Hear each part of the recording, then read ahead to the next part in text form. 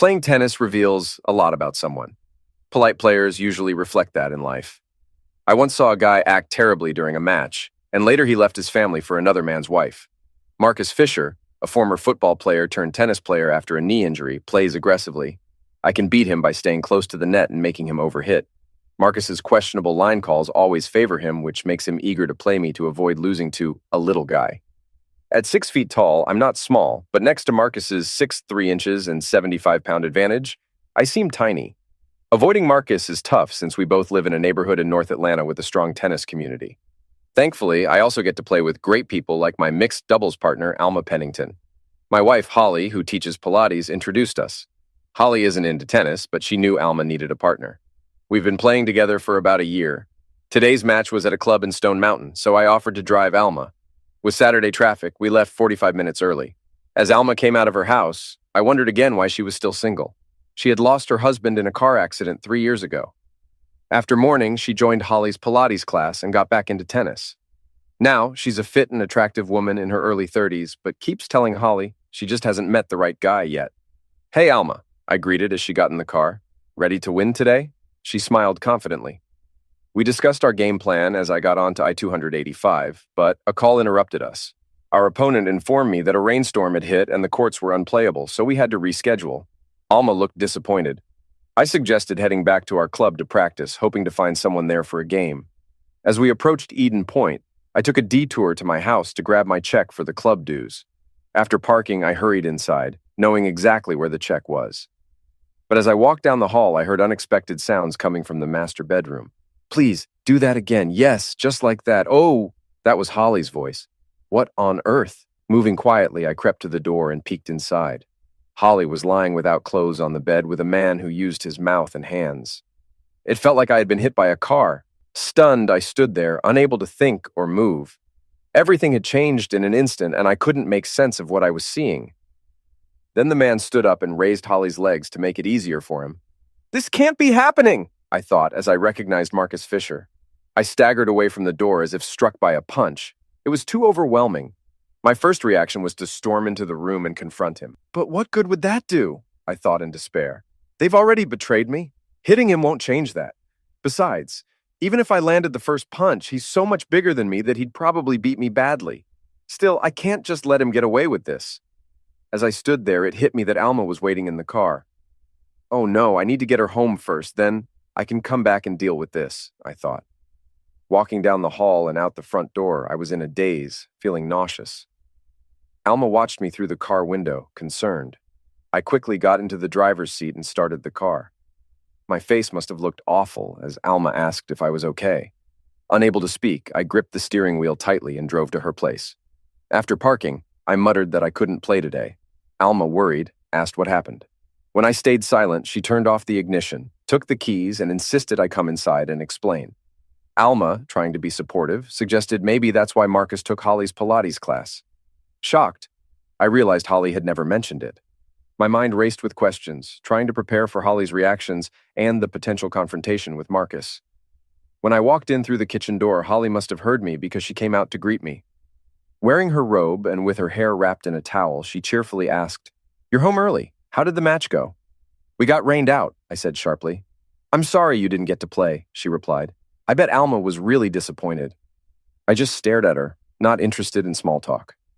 "The rain delay was announced right after we left," I said softly. Her expression remained unchanged, even though she blinked. "I came back to the house," I continued, my heart racing. "I saw you and Marcus together." Holly's reaction was nothing like what I had expected. "I'm sorry you had to see that," she said calmly. "Is that all you can say?" I asked, stunned. "You're cheating on me, and all you can say is, 'You're sorry I saw it'?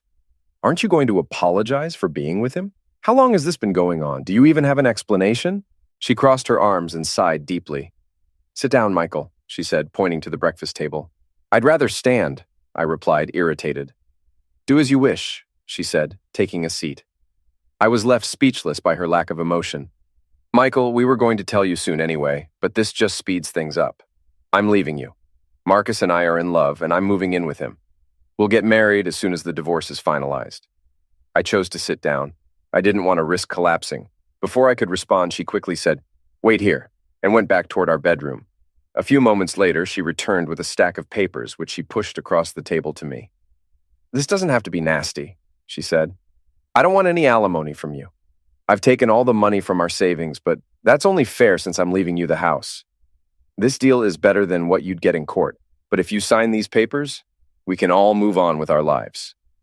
Looking at the stack of papers, I realized it was a divorce petition. "Have you already talked to a lawyer?" I asked, shocked. "What about our marriage? What happened to the last decade we've spent together?" "I'm sorry, Michael. I didn't plan for this. It just happened. You need to accept it for what it is." "Accept it?" I yelled. "Accept that my wife is sleeping with that jerk Marcus Fisher in our own bed?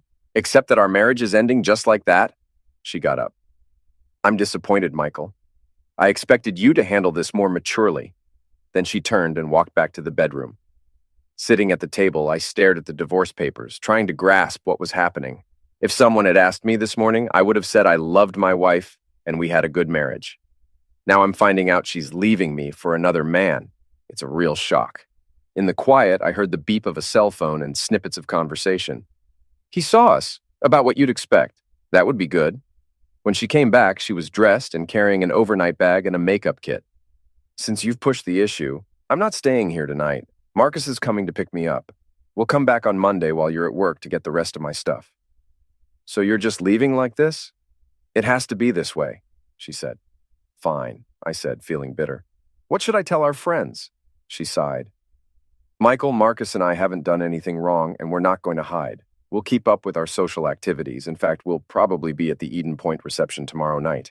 You don't need to tell anyone anything because they'll all find out soon enough."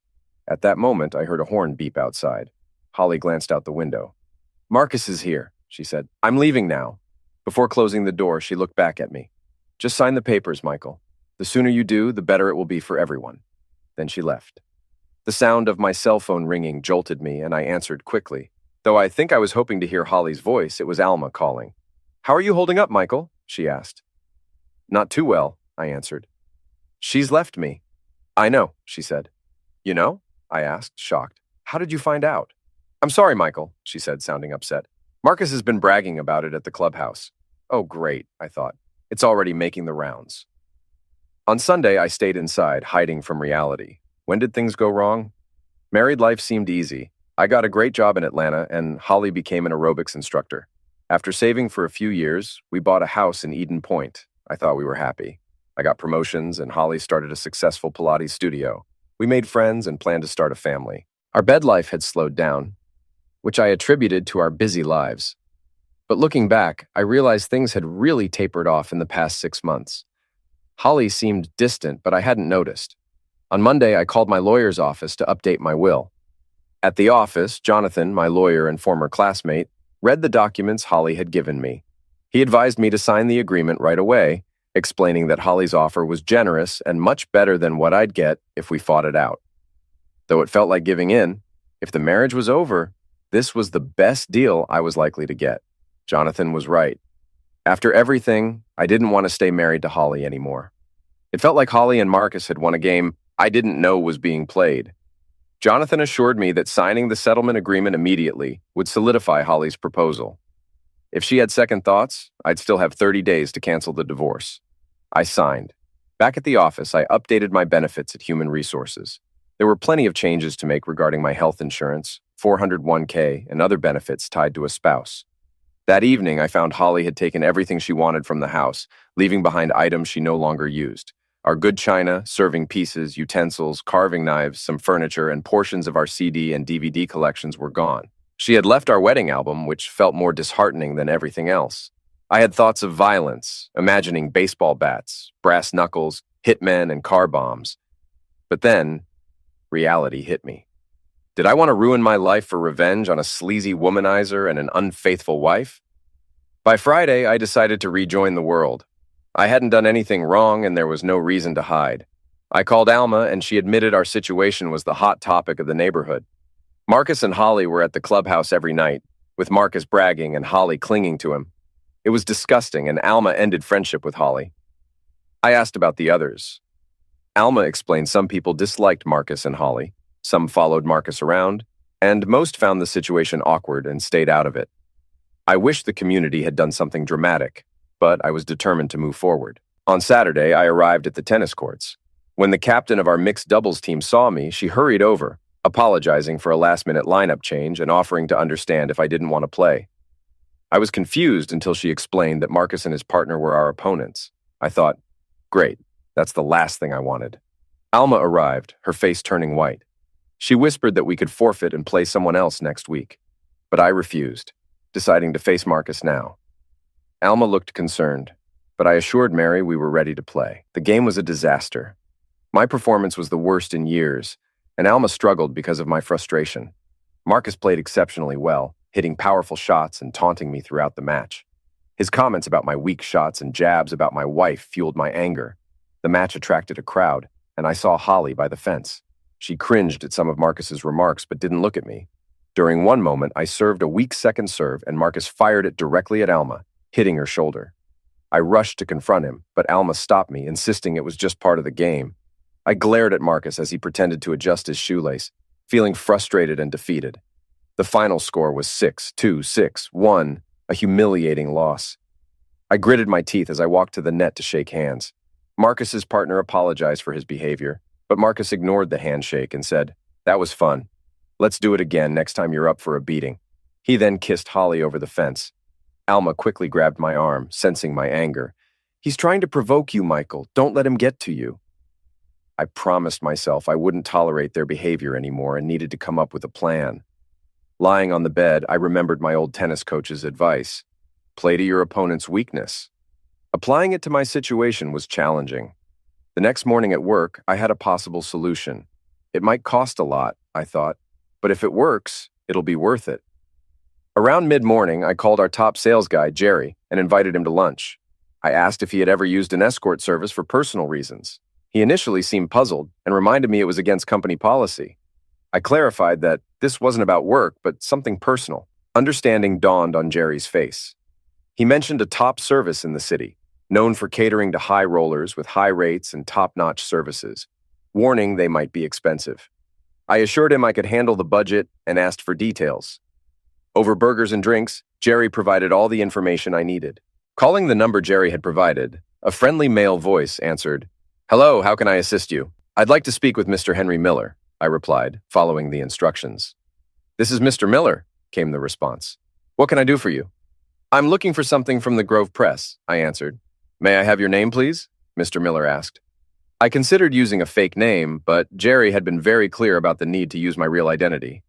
"They're always cautious about the Vice Squad," he'd explained. "They take extra measures to ensure you're not an undercover cop trying to set them up." So I gave Mr. Miller my actual name. "Are you calling from your office?" Mr. Miller inquired. "Yes," I answered. "But this is a personal issue and doesn't involve my company." "I understand completely, sir. Could you provide the switchboard number for your workplace?" he asked. "Sure," I said. "But wouldn't it be better to have my direct line?" "No," he responded. "I'll call the main number and ask for you, which helps verify your identity." That's pretty smart, I thought. By calling the main line, he'll know he's reaching a real company, not a police station. If the operator transfers his call to me, it'll confirm I work there. It's not foolproof, but it's a good method. I provided him with the main switchboard number, and he ended the call right away. A few minutes later, my phone rang, and the operator transferred the call to me. It was Mr. Miller. Next, he requested my cell phone number. "This will allow us to reach you outside of business hours if needed," he explained. After giving him my number, he continued, "Now that we've sorted out the identification, please let me know how we can assist you." "I need a very special companion who can be available for multiple occasions over the next month or so," I said. The voice replied. "That's a bit unusual. We don't typically arrange services for such extended periods. We might be able to accommodate you, but it will be costly." He quoted a price that shocked me. I swallowed hard. "That's fine, Mr. Miller." "All right, do you have any specific requirements?" he asked. "Yes," I said. "She needs to look like a goddess." He laughed. "Beauty is subjective, sir, but I believe we can find someone who meets your expectations." He then asked, "Do you have a pen handy?" When I confirmed that I did, he gave me the address for their website.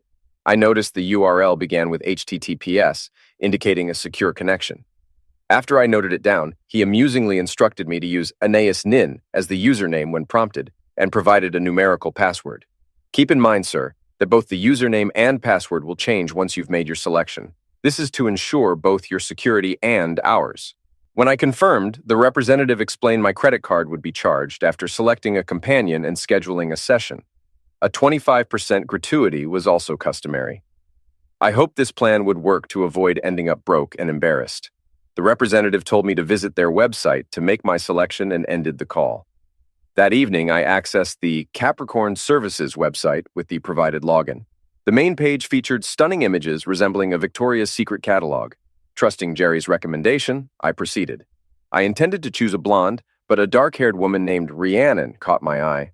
I clicked on her profile, confirmed the meeting, and entered my credit card details. The screen went black, logging me out. Trying to revisit the site, I found my login credentials no longer worked. Their strict security impressed me, giving me confidence in their service. The next day, I anxiously awaited Rhiannon's call. At times, I considered backing out due to the high cost and uncertain outcome. However, a visit to the break room, where two secretaries stopped talking and looked away when I entered, reminded me of the office gossip. The sting of being their topic strengthened my resolve. I refused to remain a victim. It wasn't until after dinner that my cell phone rang. Answering it, I heard a pleasant voice say, "Hi, Michael. This is Rhiannon. I'm excited about meeting you." I suggested we meet for dinner to go over my request. Here we go, I thought.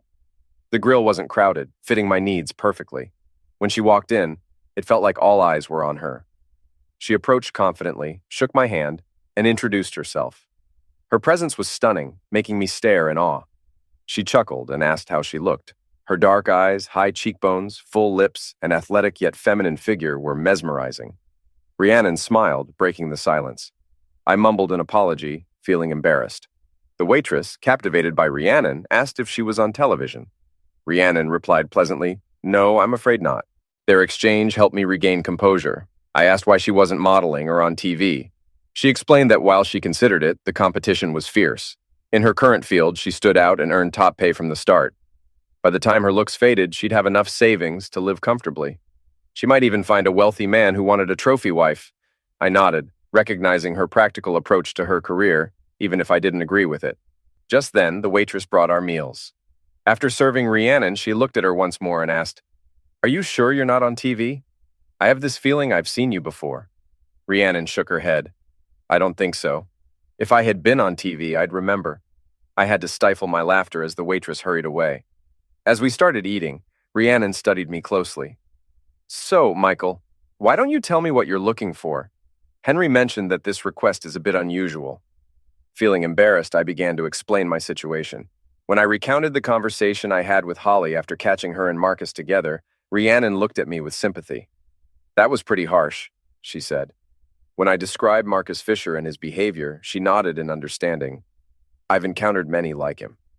After delicately wiping her mouth, she folded her hands on the table. "So what exactly do you want to achieve? And what's my role in all this?" For the next 15 minutes, I laid out my plan for the coming month.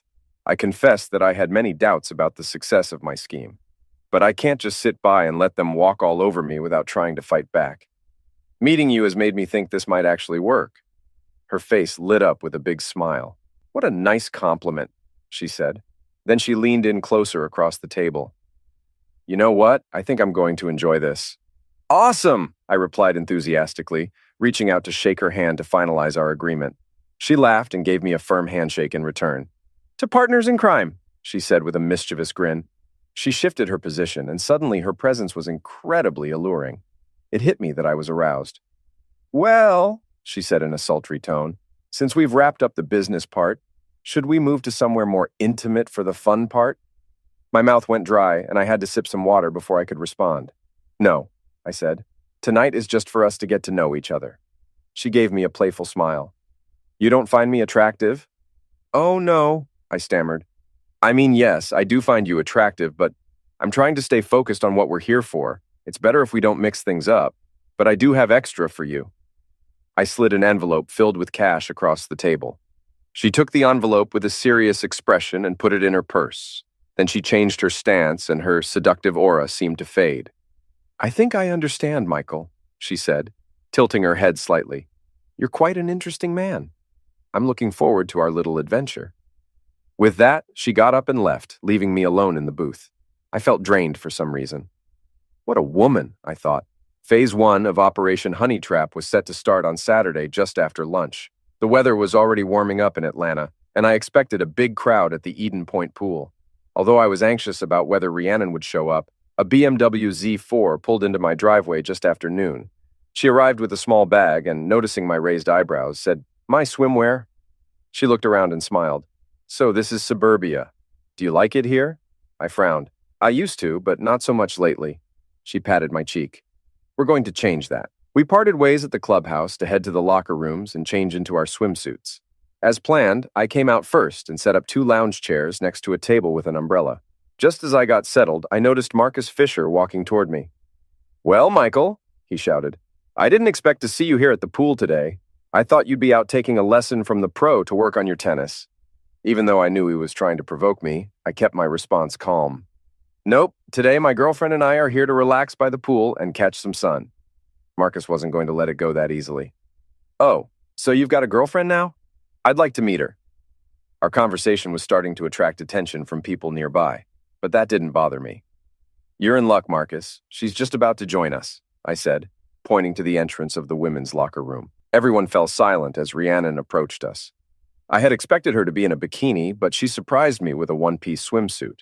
It was made from a shiny, silvery material that caught the sunlight, drawing everyone's gaze. The clicking of her stiletto-heeled slippers made me realize how stunning her legs, calves, and figure looked. As she got closer, I pulled my eyes away from her legs to focus on her swimsuit. It seemed to be made of the thinnest material I'd ever seen, clinging to every curve of her body. It was so sheer it looked like it was painted on her. She reached me, hooked her arm through mine, pressed her chest against my bicep, and kissed me on the cheek. "Oh, great, honey," she purred. "You got us a spot." Then she turned to Marcus. "Who's your friend, Michael?" I caught sight of Marcus and couldn't help but laugh when I saw his jaw drop as he took in Rhiannon. "Rhiannon," I said. "Meet Marcus. Marcus, this is my girlfriend, Rhiannon." His jaw snapped back up and he quickly reached out to shake her hand. "Welcome to Eden Point," he said with a flourish. "If you need anything, just let me know." With a sweet smile, Rhiannon responded, "Oh, that's so kind." She then turned to me and asked with a hint of flirtation, "Is everyone here as friendly as Marcus?" "Nope," I replied dryly. "Marcus is one of a kind." She flashed another smile at Marcus. "Thanks for making me feel so welcome." When he didn't immediately move, she gently said, "You can let go of my hand now." Embarrassed, he stammered, "Oh, well, I need to head out. I hope to see more of you, Rhiannon. I hope to see you around." He then awkwardly walked back to the other side of the pool, glancing over his shoulder repeatedly. I looked in that direction and noticed Holly sitting with her arms crossed, looking displeased. Rhiannon and I settled into our lounge chairs. She took my hand and pulled me closer to whisper, "I think that went pretty well." I squeezed her hand and told her, "You were amazing." She gave me a quick kiss on the lips, which I knew was meant to be friendly, but I could still feel her lips even after 15 minutes. Next, she lay face down on the lounge chair and asked, "Michael, can you put some sunscreen on me?" As I did so, I was pretty sure I heard some disapproving murmurs from nearby. Over the next few hours, it seemed like everyone at the pool made it a point to pass by and check out my new girlfriend. I'm certain all the guys from my tennis team came by, and I made sure to introduce them to Rhiannon. She handled each introduction with ease, chatting like she was already friends with everyone. At one point, I leaned in and whispered, "You should have gone into politics." She just grinned and winked at me. "In my job, I'm just one step away," she replied. I laughed heartily. As things quieted down, Rhiannon leaned in closer to me. "Which one is she?" she asked. I immediately knew who she meant and pointed Holly out across the pool.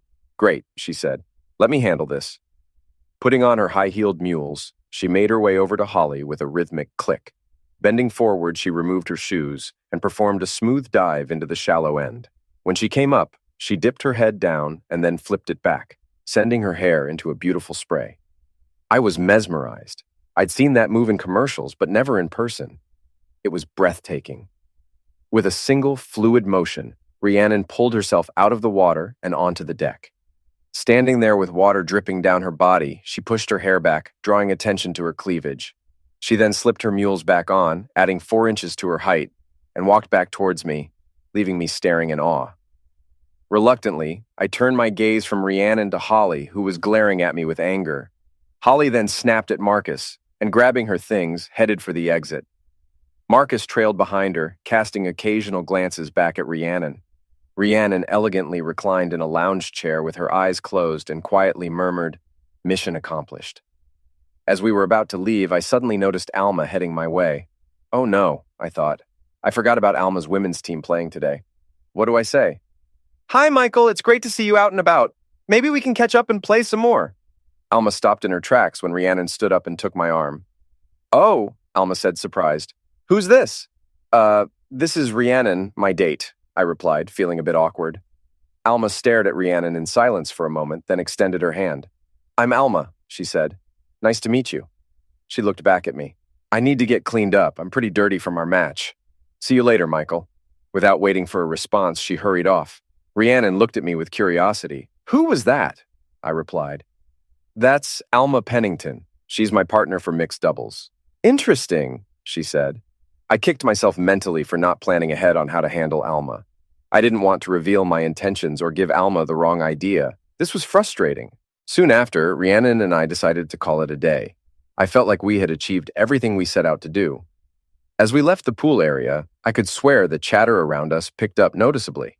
Back at my house, I let Rhiannon use the shower while I dried off and reflected on the afternoon. Besides the unexpected run-in with Alma, everything had gone even better than I'd hoped. I had shown Holly that I wasn't just going to mope around after she left. More importantly, I demonstrated that I had moved on to someone even better. Let her think about that for a while, I thought triumphantly. "So, how do you think it went?" Rhiannon's voice interrupted my thoughts. I turned to see her wrapped in a bath towel. "You were perfect," I said excitedly. "You exceeded all my expectations." With a playful move, she let the towel fall to her feet. "Would you like to celebrate?" she asked with a coy smile. I gasped, realizing I had been holding my breath. Taking a deep breath, I walked over to her, bent down, and handed her the towel she had dropped. "Sorry, Rhiannon, it's just not the right time." She smiled and replied, "That's okay. I was just testing you." After draping the towel over her shoulder, she walked away from me. I hadn't had a chance to see her from behind before. When she returned, she was dressed and had her bag ready. I handed her a sealed envelope. "Thank you so much," I said sincerely. Today was perfect. She tilted her head in that distinctive way she had and asked, "Do you want to get back with Holly?" I flinched at the question. "No," I replied firmly. That wasn't just a mistake or a moment of weakness. She threw me away like I was nothing, and I'd never take her back under any circumstances. "That's what I figured," she said. "I was just curious. So, are we still on for next week?" "Definitely," I said with a wide grin. Throughout the week, I made sure to attend tennis practice at the club. I wanted everyone to see that I was done hiding. "Good to see you back and making an impact," our team captain said. My teammates greeted me with pats on the back and knowing winks. I overheard someone say, "Lucky son of a witch." I smiled, knowing Rhiannon had made quite an impression. A few days later, I showed up for mixed doubles practice, but Alma was nowhere to be found. Our captain mentioned she had called in sick. Once I got home, I immediately called her. "Are you okay, Alma?" I asked. "It's unusual for you to be sick." "Oh, it's nothing serious, just a minor bug going around," she replied. "Do you need anything?" I offered. "I'd be happy to bring it over." "No thanks," she said quickly. "I don't need anything. It's better if you stay away so you don't catch this bug." "All right," I said with some hesitation. "But if you start feeling worse, call me immediately. I'm worried about you." She gave a non-committal response and mentioned she needed to rest, so I let her go. I wasn't thrilled about it. Alma had always been so healthy and lively that it bothered me to think she might be unwell. And our little encounter at the pool last Saturday might not have helped, I thought. I was still unsure about revealing my honey trap plan to her, fearing it might mess things up, but I hated the idea of Alma misunderstanding the situation. I hope she'll understand once it's all over, I thought. The next phase of my plan was set for the upcoming weekend. The club was hosting a potluck dinner, and Rhiannon and I were going to attend. When she showed up at my house, she was dressed quite differently from our last outing. "Wow, you look like you just stepped out of a fashion magazine," I remarked as I took in her appearance. She was in a casual outfit, a skirt, a jacket, and a blouse, but everything about it, from the materials to the style and accessories, screamed high fashion. With a playful curtsy, she said, "Thank you, kind sir. These are new from Nordstrom's, but don't worry if you don't recognize the labels. Tonight, my main focus is the ladies, especially one lady in particular." I can't speak for the wives, but I'm sure you'll still make quite an impression on the men, I told her honestly. As we arrived at the clubhouse parking lot, Rhiannon turned to me and said, "We need to change our approach tonight. Let's split up and mingle with the guests. That way, I can do what I need to do." "Sounds good to me," I agreed. As we stepped onto the patio where dinner was being served, it was clear that we had both been correct. The men continued to gawk openly as Rhiannon walked past. The wives were more reserved, but still made plenty of remarks about Rhiannon's outfit. A few of the more outgoing women even approached her to ask where she got her clothes, and Rhiannon quickly found herself chatting and sharing shopping tips with them. After mingling for a while, Rhiannon and I reconvened for dinner. "How's it going?" I asked her quietly. "Well, I've been quite busy," she replied seriously. "I've learned a lot about what the wives think of the situation with you, Holly, and Marcus. More importantly, I've made things difficult for your ex and have been flirting quite a bit with her fiancé. She's definitely not happy about that." I couldn't help but smile. It was clear that Rhiannon knew exactly how to play her cards. While I was talking with one of my teammates, Holly came by and signaled for me to follow her.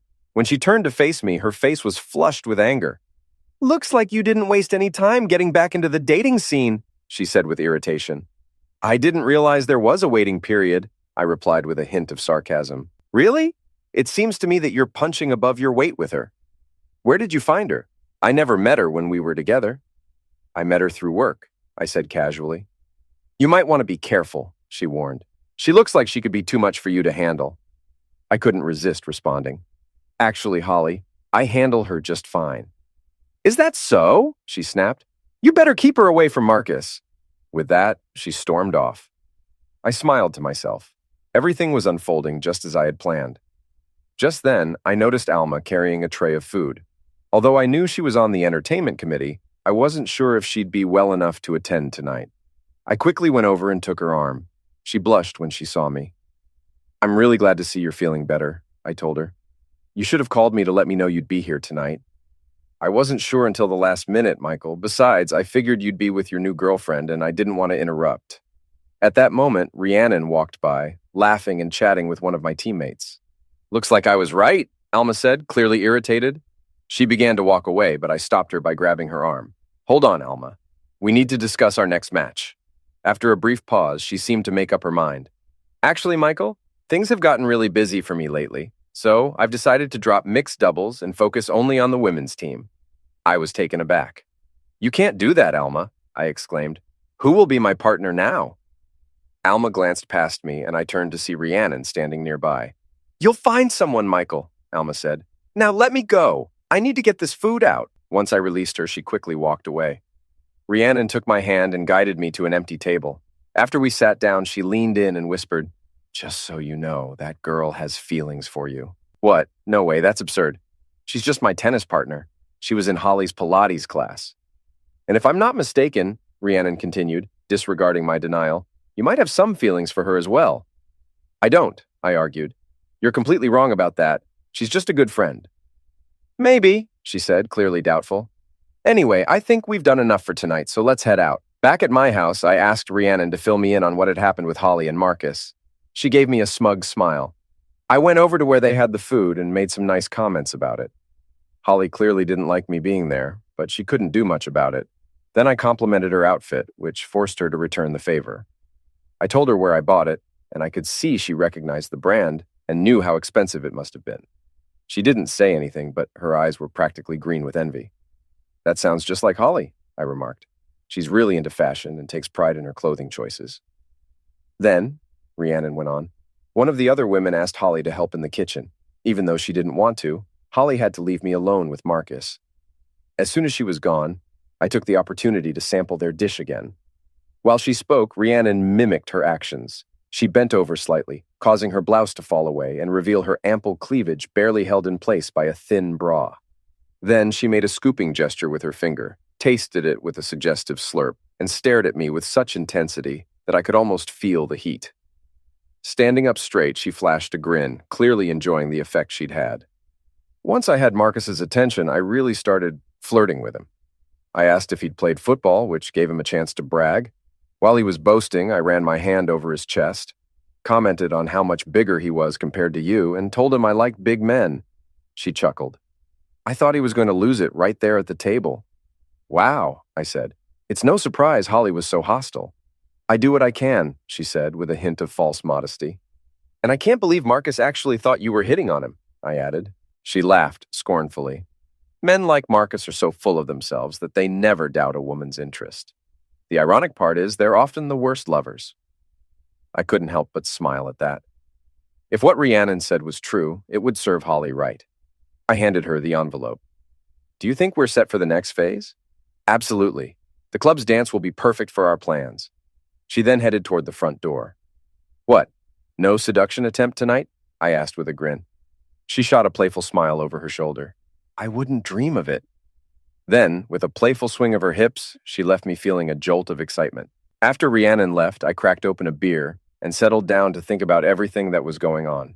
On one hand, I felt pretty good about how well the honey trap was working. Even though Holly had moved on, I knew she wasn't too thrilled about how quickly I'd found someone new, especially since my new girlfriend was way more attractive than Holly had ever been. While that was satisfying, I couldn't shake the concern about Alma. Could Rhiannon be right, I wondered? Do I actually have feelings for Alma? From the first time Holly introduced us, I'd always liked Alma. She was slim, athletic, graceful, and had a friendly, outgoing personality. Yet, I'd always kept our relationship strictly friendly and professional, mostly because of Holly. I assumed Alma felt the same way, especially since she was still dealing with her husband's death. Reflecting on Rhiannon's comments about Alma, I found myself questioning their validity. If Alma was interested in me, why was she avoiding me? And why did that bother me so much? For that matter, why had I turned down the chance to be with an incredibly attractive woman? Could my feelings for Alma be influencing this? Eventually, I gave up trying to figure it out and went to bed. Even if I had the answers, I wouldn't have known what to do next. I decided to stick with the plan I'd set in motion and keep focused. The annual spring dance at the club was a big event that always drew a large crowd. The women dressed up for the occasion, while the men reluctantly put on sports coats and sometimes even ties. I was hoping Marcus and Marlene would show up. I had briefed Rhiannon on what to expect, so I was looking forward to seeing her outfit for the event. To my surprise and disappointment, she arrived in jeans and a t-shirt. Granted, the jeans were the tightest I'd ever seen, and the t-shirt clung provocatively, but I had expected something different. My expression must have given me away because she lightly patted my face as she brushed past. You didn't think I'd risk ruining my dress driving over here, did you? Just let me use your bedroom for a bit, and I'll be ready soon. Already dressed in my sports coat and slacks, I fidgeted impatiently in the den while she changed. It feels like we're an old married couple, I mused with a chuckle. A few minutes later, her voice called out, Michael, can you come here? I need your help with something. Heading to the bedroom, I opened the door to find Rhiannon in the most provocative lingerie I'd ever seen. Her deep brown stockings were held up by a garter belt, drawing even more attention to her intimate areas. Facing me again, she asked with a playful smile, How do I look? I couldn't help but move toward her, but she stopped me with a grin and a raised hand. Not now. I need you to stay out of the way so I don't mess this up. Now that you've given me the thumbs up, leave so I can get into my dress. I almost staggered as I walked back to the den. I swallowed hard. You might give someone a heart attack tonight, I told her, and I meant it. She just smiled and offered her arm so I could lead her out. The patio at the club had been transformed for the dance, with paper lanterns hanging above. It was a bit cheesy, but the soft lights and gentle music created a nice atmosphere. Rhiannon slipped into my arms to dance, and I wasn't surprised to find she was a much better dancer than I was. As we danced, she rested her head on my shoulder, and I realized I didn't care about her job. I just enjoyed having her close and spending time with her. She lifted her head and looked at me. You know, living in the suburbs isn't so bad. I could get used to this. Before I could reply, she tensed up. Uh-oh, here comes trouble. I turned just in time to see Marcus Fisher approaching with a clearly unwilling Holly. Hello, Rhiannon. Hello, Michael, he called out loudly. Glad to see you here tonight. How about swapping partners for a dance or two? I agreed, and he whisked Rhiannon away, leaving me with an obviously uneasy Holly. I extended my arms to her. Care for a dance, for old time's sake? She agreed reluctantly, and as a new song started, we began to dance. It was a strange experience. I'd loved and been married to this woman for 10 years, but now all I felt was a strong urge to make her feel what she had done to me. So, was our marriage really that bad? I asked. She sighed. No, Michael, it wasn't like that. We had some good years and shared some great times. But eventually, things settled into a routine and I just lost interest in our relationship. When Marcus came along and showed how much he wanted me, I got caught up in it. I really fell hard for him, Michael. It felt just like when I was in college. She gazed up at me.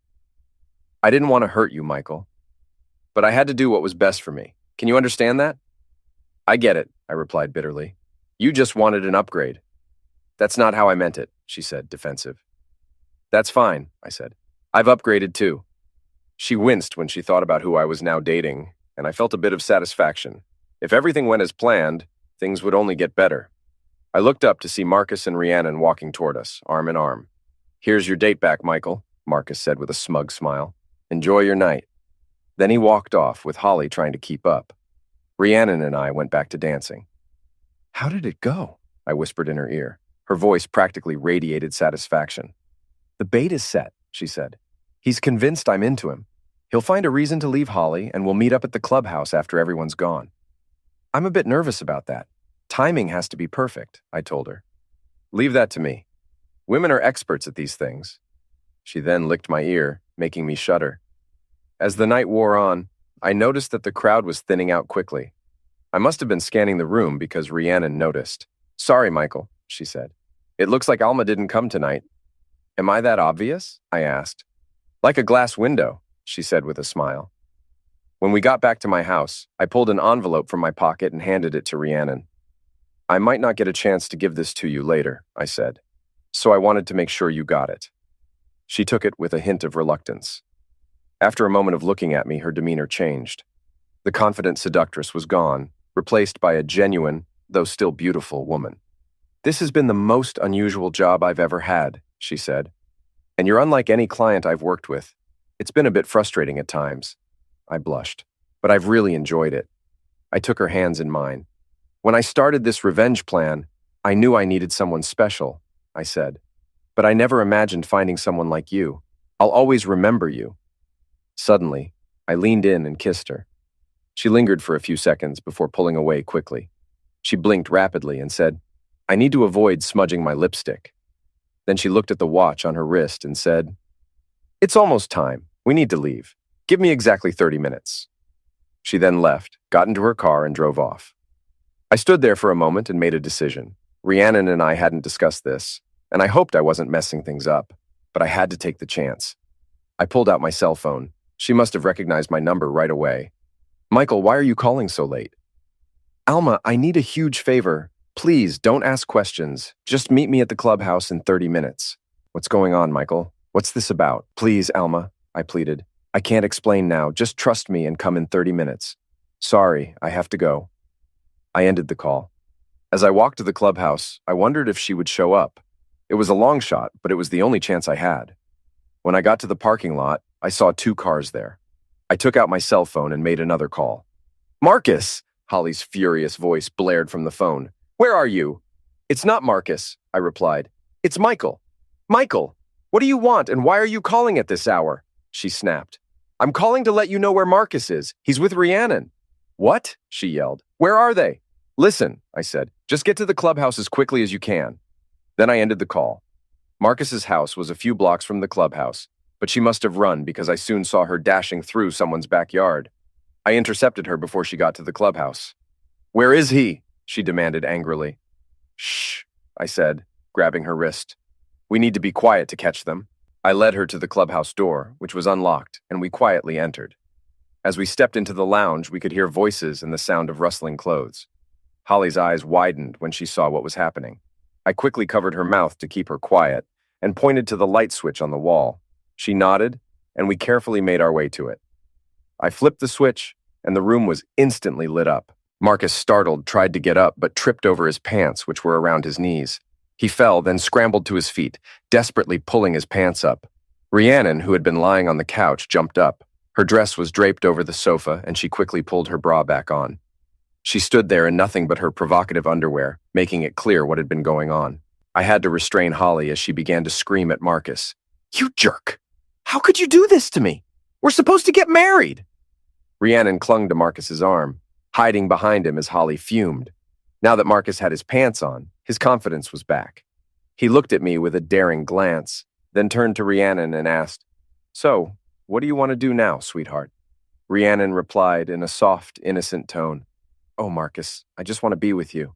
She held him tightly and he wrapped his arm around her protectively. Then he turned back to face us. Despite Holly's distress, he first addressed me. Looks like you've lost another woman, Michael, Marcus said. I stayed silent, but Holly screamed, What about us, Marcus? What about us? Marcus faced her. Holly, we had a good run, but it wouldn't have lasted. I found someone better, and I'm focusing all my attention on her. He looked back at Rhiannon, then back at Holly. Can you blame a guy for wanting to upgrade? Even in her anger and hurt, Holly couldn't help but glance at me with a look of guilt when she heard that. Rhiannon quickly put on her dress and then wrapped her arms around Marcus's neck. He bent down and kissed her. Let's go, baby, he said, pulling her towards the door.